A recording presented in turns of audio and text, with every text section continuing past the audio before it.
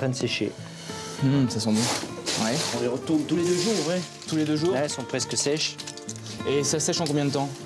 20 jours, un mois. 20 jours, un mois. Ça dépend de l'épaisseur. Donc ici, on est dans la pièce où il y a le feu.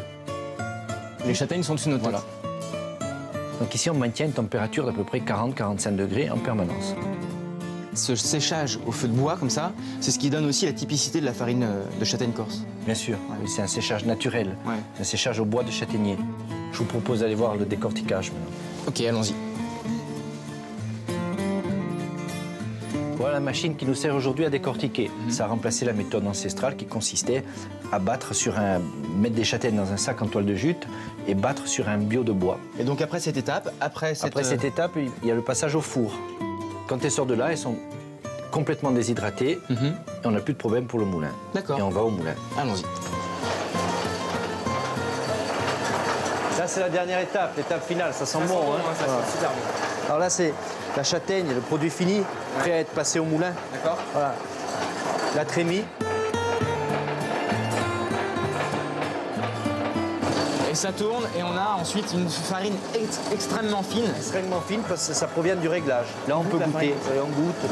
Moi, j'ai la finesse tout le temps. Je teste la finesse lorsque tout va bien.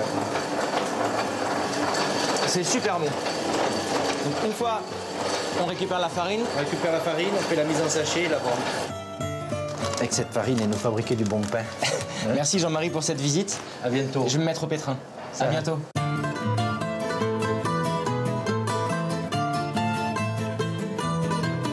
Je vous propose de réaliser des beignets à la farine de châtaigne avec par-dessus la spécialité corse évidemment, du jambon corse et de la tome de chèvre corse. Nous allons commencer donc la pâte à beignets, c'est vraiment simple.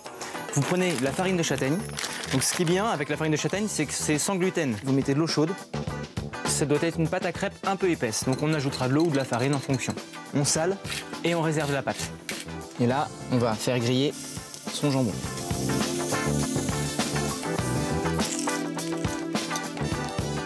On a sa pâte qui a reposé un petit peu. Donc vous voyez hein, la texture. Donc venez voir. Là, ça commence à souffler légèrement. Quand vous voyez que la pâte du dessus a commencé, enfin est quasiment complètement cuite, vous retournez. On a ces beignets, vous allez mettre un petit peu de tome de chèvre dessus. Donc, la tome de chèvre elle est très parfumée. Ensuite, on va mettre une chips, comme ceci, de jambon corse. Maintenant, on va donner un peu de piquant avec des feuilles de cresson. Voici quelques idées pour utiliser les produits du terroir corse. Bon appétit, à très bientôt.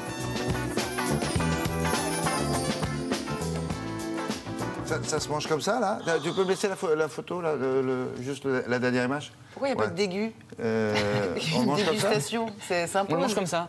On le mange comme ça. Trop beau. Donc en fait, C'est joli, en plus. tout est fait sur le barbecue. Ah oui?